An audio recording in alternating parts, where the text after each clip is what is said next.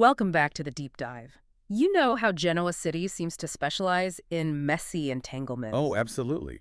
It's practically its own industry there. Well, we've taken the entire stack of sources covering the crucial early weeks of September, and trust me, we're looking at a period where the gloves aren't just off, Right. they've been lit on fire. Yeah, this is a fascinating period because it is just defined by absolute escalation. Yeah. You've got Audra Charles at her most emotionally volatile, maybe defensive too. Right. And there's Victor Neumann, peak strategic ruthlessness. Always. And almost every major character, Kyle, Kane, you name it, is executing some kind of massive move, whether it's like corporate espionage or a really desperate romantic play or just pure vengeance. Absolutely. The tension is, well, you can feel it. Yeah. Our mission today is to unpack the sources covering the week of September 3rd through the 5th, and then we'll look ahead, see the forecast for the 8th through the 12th. We really need to focus on who is maneuvering, and maybe more importantly, why they think they can win. What specific messy secrets are about to spill, and how are those personal secrets, driving the corporate war? That's the key, isn't it? The personal feeding the professional. Okay, let's unpack this. Right. So if we look at the central conflict, the sort of overarching theme here really is leverage and how quickly characters are just burning through their strategic advantages for like emotional gain. Yeah, short-term thinking. Totally. So we are going to start right in the center of that emotional vortex because, well, as always in Genoa City, the personal wars are fueling the professional ones. We're talking about Audra, Kyle, and Claire. Okay, so the sources immediately throw us into this high-octane emotional fallout. And it starts with a truly aggressive morning jog. Seriously. Only in Genoa City, right? A jog becomes a showdown. Exactly. The sources describe this intense, insulting exchange between Kyle Abbott and Audra Charles on Wednesday, September 3rd. They're both out running. And this wasn't just, getting some exercise. It was a full-blown verbal sparring match. Looked like it was designed purely to intimidate. Whoa, it was. An immediate flinging of insults, totally designed to hurt. And significantly, Audra didn't just target Kyle. No, she immediately dragged Claire right into the mud. Of course she did. The source material notes that Audra insulted Claire, which prompted Kyle's really sharp, protective response. Keep her name out of your mouth. Ooh, that immediately ratchets up the tension, doesn't it? And it kind of signals how fragile Kyle's dedication to Claire really is, maybe, or how desperate he is to prove it. Well, yeah. And the core of their argument is just classic aggressive sexual tension. Audra's claiming Kyle is still hot for her, just refusing to accept his distance. Right. And Kyle, instead of just, walking away like a normal person might. Which would be smart. Yeah. He immediately retorts that she is the one who desperately wants him and needs his attention. So, deflection. Totally. And what's fascinating here is just the sheer energy they're both investing in this denial. We see that common soap opera trope playing out right there. Arguing often leads directly back to, well... romantic entanglement. Exactly. The fact that Kyle is going to such extreme lengths to push Audra away is precisely why the chatter suggests these two are going to be back in bed way too soon. Oh, you think so? It's a classic case where denial is just fueling the attraction, even as Kyle is, desperately trying to prove his dedication somewhere else. And that desperation brings us right to Kyle's immediate and maybe catastrophic primary motivation. The source material tells us Claire walked out on his proposal. Right. Big moment. Huge. And she hasn't been in contact since, leaving him utterly scared of losing her, which explains, why he has zero chill and zero patience right now. His fear is entirely rooted in his past failures, isn't it? He believes that if he gives Claire any space whatsoever, she'll have second thoughts, maybe reconcile with the Abbotts, and ultimately break up with them. So insecurity driving the bus. Completely. So instead of, adopting a patient, thoughtful approach. Like maybe talking to her. No, he decides on this high-risk, desperate, grand gesture, his big idea. He must run Audra out of town as definitive, visible proof of this dedication to Claire. A grand gesture built on forcing a rival out of town. That seems, wow, monumentally short-sighted. Doesn't it? Do the sources indicate anyone, besides maybe Kyle himself, thinks this calculated aggression will actually work? Quite the opposite, actually. This plotting has his parents, Jack and Diane Jenkins, seriously worried. Okay, that makes sense. Yeah, the sources highlight that they fear the worst for their son because Kyle has a tendency to go dark when he starts scheming like this. Right, the dark Kyle thing. Exactly. This isn't just about emotional distress. They are recalling his history. Mm-hmm. Kyle's dark turns often involve, corporate betrayal, attempts to undermine Newman leadership, or these deeply manipulative schemes that inevitably Like just blow up in his face. blow up in his face and hurt the family business. They know this scheme isn't just personal. It will have corporate fallout, especially since Audra is working with Victor now. Good point. Okay, so we've got Kyle in full attack mode, plotting away. But while he's busy doing that, Claire is having her own meltdown. It's happening at the GCAC bar on the very same night, September 3rd. Right, and she confides in Holden Novak. Yeah. He seems to have become her sort of unexpected confidant. Interesting dynamic there. Yeah, and this scene is very telling about her state of mind. They start with their usual drink of Vespers, which kind of signifies a certain sophistication, maybe an attempt at control. Mm-hmm. But Claire quickly dismisses that. She demands shots because she wants to get drunk and cut loose. Uh-oh. And Holden, understandably, is concerned. He tries to slow her down, only to have Claire fire back, "Don't babysit me." Ouch. This rapid shift, from controlled drinking to just seeking oblivion, it really shows her internal pressure is immense. And this vulnerability, it allows the key plot revelation to just spill out, doesn't it? It does. Claire tells Holden about Audra and Victor's dirty plot against her and Kyle. She's finally exposing the truth behind all those machinations that led to her leaving Newman Media and, well, the initial proposal failure. Right. So Holden knows the score now. And Holden's warning is pretty simple. Audra is trouble. But he advises Claire, just let karma finish her off. Suggest passive observation. Probably good advice, honestly. Probably. But Claire's response is what truly escalates the situation. And it hints at the depth of her own history. Claire tells Holden he doesn't know what she is capable of, Whoa. confirming that she has a very dark past herself.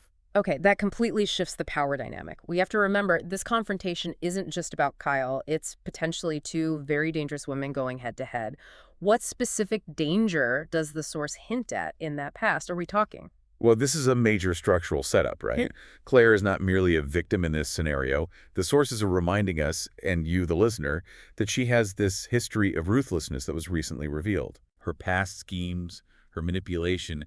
It means this confrontation is potentially explosive and dangerous, not just to Audra, but to anyone caught in the middle. Like Holden. Exactly like Holden. And almost on cue, Audra walks up on them at the bar. She's described as basically pouncing, ready to dig in her claws, seeing Claire at her most vulnerable. Terrible timing, or perfect timing, depending on your perspective. Yeah. So the actual bar confrontation kicks off Thursday, September 4th, and it sounds like it will definitely extend into the next week, the 8th through the 12th. Oh yeah, this isn't a one-and-done fight. And Claire's already a little tipsy and apparently just goes off on Audra in what's described as a really fiery verbal assault. Yeah, and this is where the specific secret spill is most likely to occur. Given what we pulled from some internal notes, it looks like Audra might use this moment to reveal the full truth of the situation back in France. Ah, the France incident. Exactly.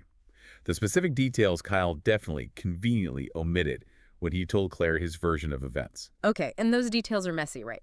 And crucial to understanding Claire's response. Audra previously claimed that Claire wouldn't forgive Kyle if she knew everything. So what exactly did Kyle forget to mention? Well, the precise damaging specification that Audra might reveal is that Kyle was apparently on top of her and mostly undressed with just a towel on during that encounter in France. Oh, wow. Okay. Yeah. That's specific. Right. If that level of detail comes out suggesting Kyle was far more complicit, maybe more vulnerable than he claimed, Kyle's entire desperate attempt to win Claire back with his grand gesture, it's dead on arrival. Yeah, because it proves his manipulation is ongoing. He's still lying, basically. Exactly. And the emotional stakes translate directly into the physical stakes for the following week. The argument could result in more tea being spilled, maybe some blood, as Claire apparently really wanted to slap Audra's face. Yikes. And we fully expect Holden to be stuck right in the middle, probably physically trying to prevent an attack between these two women. Poor Holden. Which brings us back to his crucial role here. He's not just a bystander or a bouncer. No, not at all. He holds the real corporate leverage against Audra, whether he actually chooses to use it or not. That's the potential game changer. So what's the nature of that dirt? We know it concerns Audra and Tucker McCall's situation back in LA and that Holden helped her out of it. But what specifically are we talking about? Was it like Financial fraud or something more personal, blackmail material? The sources strongly suggest that Holden possesses critical, potentially career-destroying information. When Audra worked for Tucker McCall in L.A., she was often tasked with, covering his tracks, cleaning up his messes. Standard procedure for Tucker Associates. Pretty much. Yeah. But sometimes the messes were her own, or she was maybe complicit in Tucker's shady dealings. And Holden was apparently instrumental in providing the cover story or getting the necessary documents to keep Audra out of serious trouble back in L.A. So while we don't know the exact dollar amount of whatever scheme it was, the leverage is personal and professional. It proves she is compromised and capable of significant corporate malfeasance. That carries huge weight. A vague accusation is one thing, easy to shrug off, but proof of a prior scandal, especially involving Tucker, that could totally ruin a relationship with Victor and Newman Enterprises. Exactly. Victor doesn't tolerate that kind of liability if it becomes public. And the sources suggest a very specific condition for Holden to spill those beans. Oh. What is it? The decision to reveal this information about Tucker in L.A. apparently depends entirely on whether Audra says nasty things to Holden during her fight with Audra. Seriously? So it's personal pride? It seems so. If she insults her former helper, her benefactor in that situation, the gloves might just come off. And Holden, who seems to prefer remaining neutral, could become Claire's unintended corporate weapon simply by protecting his own dignity. Wow. It's a beautifully constructed high-wire act where Audra's own unhinged emotional behavior could be her professional downfall. Precisely. Her lack of control could cost her everything. Okay, so we're navigating this raw emotional hostility and plotting corporate revenge in the GSAC bar. But let's pivot a bit. Let's see which characters are actually achieving some calculated professional success, starting with Sally Spectra. Yes. Sally's strategic ascent. She is absolutely crushing it right now. Good for her. She's had a rough go. She really has, and she is a master of her craft. Her focus is paying off big time. Billy Abbott, who's now working alongside her at Abbott.com. Right. Interesting pairing. He informs Jack that Sally is killing it with Abbott.com. And this isn't just, casual praise. Sally has clearly proven her strategic worth to the Abbotts. So specifics. The sources highlight one specific detail. The upcoming 50s-themed launch is going to be amazing. This shows Sally is focused, she's executing on a high level, and she's successfully rebranding that division. She's delivering. And this professional success, it acts as the perfect backdrop for Billy's own grand romantic gesture on Tuesday, September 3rd. It's important to note the timing here, right? Absolutely. Unlike Kyle, who's plotting out of fear and desperation, Billy seems to be plotting from a place of confidence and, well, success. It's that thematic contrast we keep seeing. Billy surprises Sally with something utterly unique. A fake newspaper mock-up celebrating her professional success. Okay, that's very Billy. Isn't it? Very dramatic, theatrical, involves print media, reflects his background. But the real news, the personal news, is buried strategically in the society page of this mock-up. Clever. It includes the announcement that Billy adores Sally and wants her to move in with him. Whoa, okay, that is a very significant step for them. But Sally, true to form, she has reservations, right? She does. She's worried about a few practical matters, which honestly shows her maturity has grown quite a bit since her last major relationship drama. What are the concerns? Well, she's thinking practically. She expresses concern about how Billy's kids will feel, though he apparently assures her they like her. Seems genuine. But perhaps the greater concern is the complexity of working and living together. She gets that combining their professional lives at Abbott.com with their personal life could create friction, maybe risk both relationships. That's smart. It often does. But the sources, however, highlight Billy's extreme confidence in this move, which is probably what won her over in the end. I think so. He was so sure, so premeditated about it. Get this. He had the newspaper printed a couple of weeks ago, well before asking her to move in. Wow. Okay, he was committed. Exactly. Yeah. This pre-planning, this proactive, confident commitment, it stands in such stark contrast to Kyle's panic-driven, manipulative proposal that failed so spectacularly. Good point. Apples and oranges. Billy's gesture succeeded because it felt rooted in genuine affection and, importantly, respect for her professional achievements. And ultimately, Sally agrees to the move. Nice. It's a positive development, a little sign of stability in a city otherwise just drowning in volatility. We needed one. We did. Okay, speaking of professional plotting, though, a real veteran player in Genoa City is facing a significant career crossroads. On Thursday, September 4th, Michael Baldwin receives an interesting offer. Ooh, Michael. And the implications are huge, regardless of which path he chooses. Yeah, this is Michael Baldwin we're talking about. So the offer could range from, like, high-powered corporate counsel to something completely unexpected, maybe even outside the box. Right. The sources offer 3 main speculative scenarios, and each one tells us something about where Michael's priorities might be shifting right now. Okay, let's break down the implications. Scenario 1, working for the Winters Company. What would that signal? That would definitely signal a return to high-stakes legal combat. Lily Winters is currently dealing with all the chaos and suspicion around Kane Ashby's AI plot. Right, that mess. A veteran legal mind like Michael. He would be invaluable in navigating that highly technical, potential corporate legal firestorm. It would be intellectually challenging, high pressure, but almost certainly lucrative. It signifies a choice for, like, ambition and professional challenge. Okay, makes sense. Scenario 2 suggests a return to the family orbit, working at Fenmore's for Lauren, his wife. This choice represents something totally different. Stability, prioritizing family ties. Lauren has this massive enterprise at Fenmore's, right? Bringing Michael in, probably in a chief legal or maybe an operational role, would solidify their personal relationship and maybe simplify their work-life balance. Could be appealing. Definitely. After all those years spent in the trenches for Victor Newman, taking on every legal mess under the sun, a quieter role alongside Lauren might be incredibly appealing, even if it lacks the high drama he's used to. True. And the third scenario, it's the most ceremonial, maybe signals a potential semi-retirement. Yeah, officiating Danny Romalotti and Christine Williams' wedding, which is apparently scheduled for October. While this might seem minor, it could be a sign that Michael is ready to step back from the constant legal warfare entirely. Accepting a role like this means prioritizing personal fulfillment, friendship, over the corporate power plays. So 3 very different paths. Very different. And Michael is expected to give his answer the following week, sometime between September 8th and 12th. His decision will really signal whether he's choosing high-level corporate strategy, family stability, or maybe a completely low-key path. It's a huge internal question for one of Genoa City's most enduring characters. Definitely one to watch. Okay, before we plunge headfirst into Victor's aggressive corporate strategy, there's a small, quiet moment of domestic bliss we should mention. A brief pause. Yeah. On Thursday, September 4th, Nikki gives Victor a night of romance, apparently appreciating that he is usually the one doing the special things for her.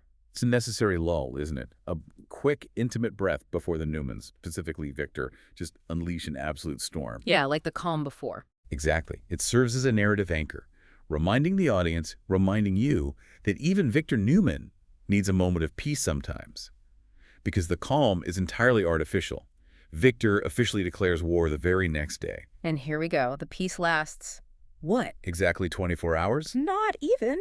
On Friday, September 5th, Victor Newman gathers the family and announces, with absolutely zero preamble, "We are going to war." Chills. Just like that. And the implication in the sources is crystal clear. The specific target is Shabbat.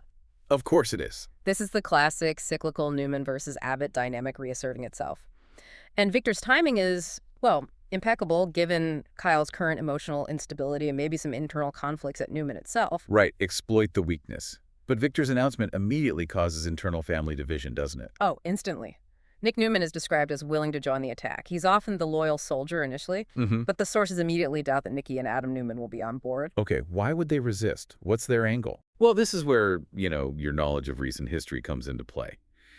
Nikki is almost always looking for stability and peace, especially after all the recent family traumas. She's just tired of the perpetual war with Jack Abbott. Can't blame her. Not at all. And Adam, critically, is still kind of rebuilding his life and his relationship with the family. After everything he's been through, he would likely see Victor's immediate aggressive declaration as reckless, maybe self-serving, rather than strategically necessary. Makes sense. Victor's unilateral declarations rarely get full family consensus. Because his children and wife see the toll it takes. Every single time. And Claire's participation is also questioned, right? She's still technically in the Newman orbit, but she has these existing connections to the target, Jabot. Precisely. For one thing, she still seems to have a soft spot for Jack and Diane Jenkins, who have shown her kindness, remember? Right. But more critically, her decision to join Victor's war will likely hinge entirely on whether she learns the truth about Kyle and that towel incident in France. Back to that secret. Always. If Kyle is exposed as a manipulative liar, Claire might be looking for any alliance she can find. And that could even mean protecting the Abbotts against her own grandfather's attack. This corporate war is utterly intertwined with the Kyle-Audra secret spill. Everything connects. Okay, meanwhile, the counterforce to Victor's power play seems to be Lily Winters over at Winters Company. Yes, she is actively trying to get the truth, trying to understand Kane Ashby's agenda. She suspects he is targeting Winters specifically.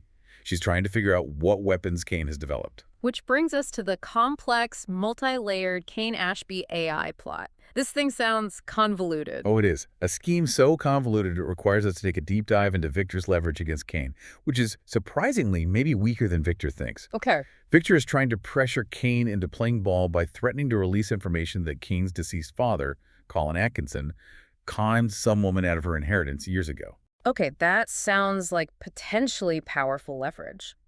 Using a family secret, shame, to manipulate Kane, but you're arguing the sources suggest this threat is critically flawed. Why is using Colin's past maybe a strategically unsound move for Victor here? Well, it seems weak for maybe 3 major reasons. First, Victor's evidence is reportedly circumstantial. He only has the will proving Colin inherited the money. This doesn't necessarily prove he ran a scam, or crucially, that Kane was involved. Okay, plausible deniability for Kane. Right. Second, Colin has been dead for more than 6 months. A scandal about a deceased relative's questionable past, especially one who is already known for his shady dealings like Colin was, it has a diminishing shelf life. Kane can easily deflect by saying, "My father was a rogue, I am not him." Fair point.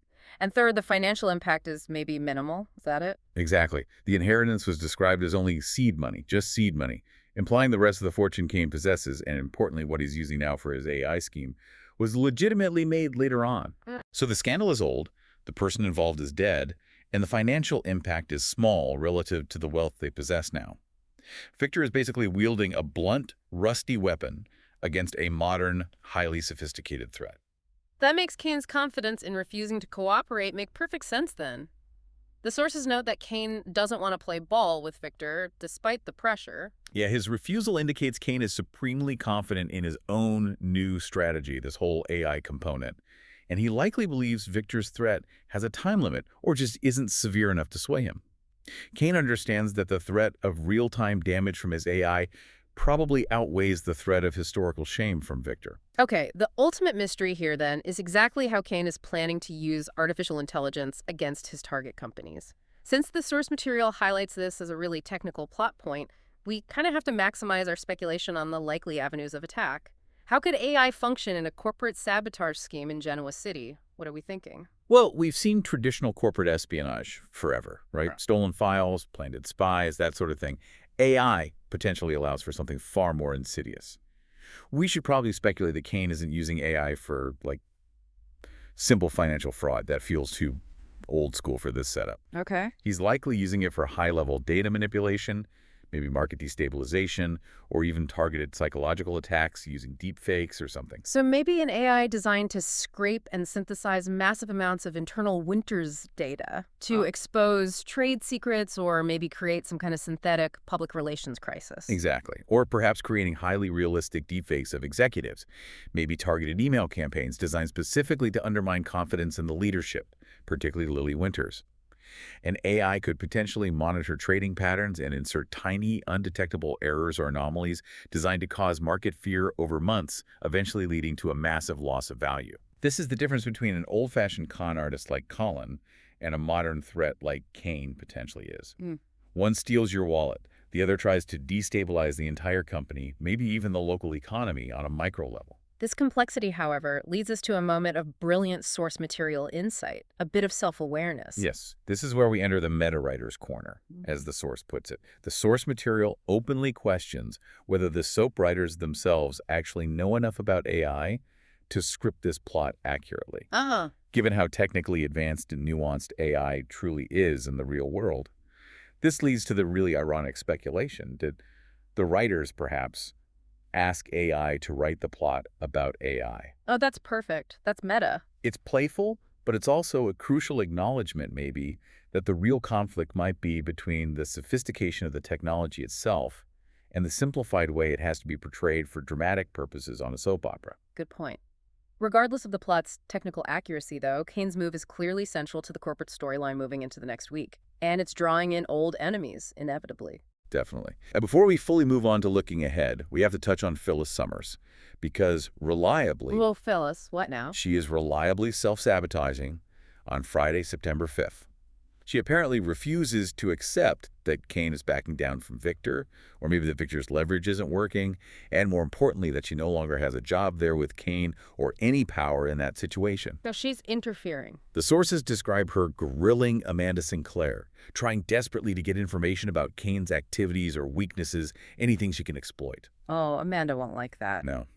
Thankfully for Amanda, she didn't give her a lot to go on. But Phyllis, in her desperation, apparently went too far again. Shocker. We will see the fallout of this next week, September 8th through the 12th. Phyllis will apparently be seen doing damage control after her latest blunder, which suggests she caused more harm to herself and her own reputation than she actually caused to Kane or Winters. Sounds about right. It's a pattern we've seen countless times with Phyllis, isn't it? But one she can never seem to break. Never, ever. Okay, so as we look ahead to the next week, what really stands out is how seamlessly these personal and professional conflicts are just mirroring each other. The whole city seems to be operating with an alarming level of zero chill. That's that duality we identified early on, isn't it? Kyle's zero chill and zero patience. Desperation to control Audra, to force her out of town. Yeah.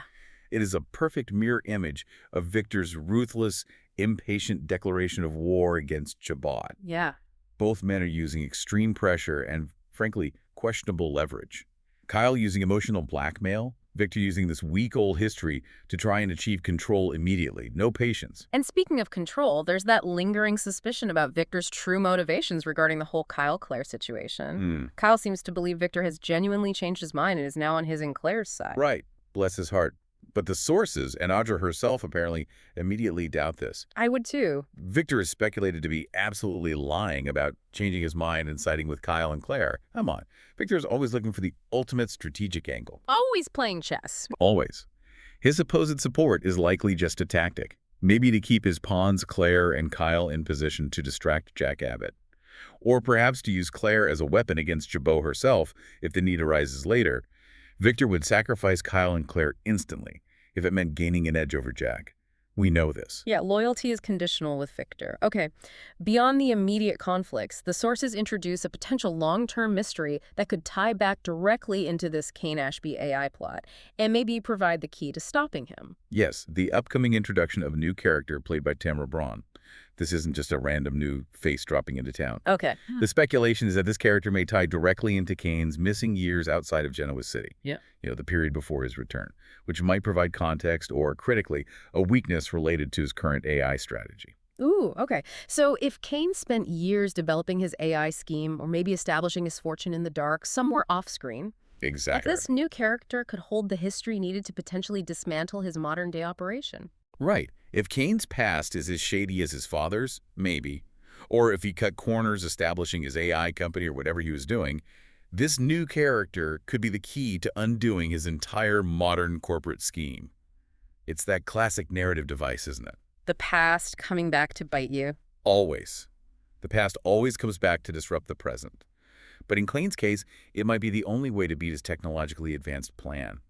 You fight AI with old secrets? Maybe. #outro. So let's quickly recap the essential nuggets we pulled from these pretty comprehensive sources. We confirmed Kyle's complete dark turn. Seems like it's driven by fear of loss, culminating in this desperate, frankly badly conceived plan to oust Audra. Yeah, not his best work. Not at all. Then we saw Billy's professional confidence actually leading to romantic success with that pre-planned print media proposal, confirming Sally's secure ascent, which is nice to see. Definitely. And crucially, we analyzed the leverage points. The critical role of Holden's specific knowledge of that LA incident as a sharp, immediate weapon against Audra. If he uses it. If he uses it. Versus the potentially weak corporate leverage Victor is trying to wield against Kane using Colin's old history. Very different types of leverage. True. We also acknowledged the highly technical yet potentially ironic nature of Kane's AI plot, which, we suspect will be the central corporate crisis moving forward.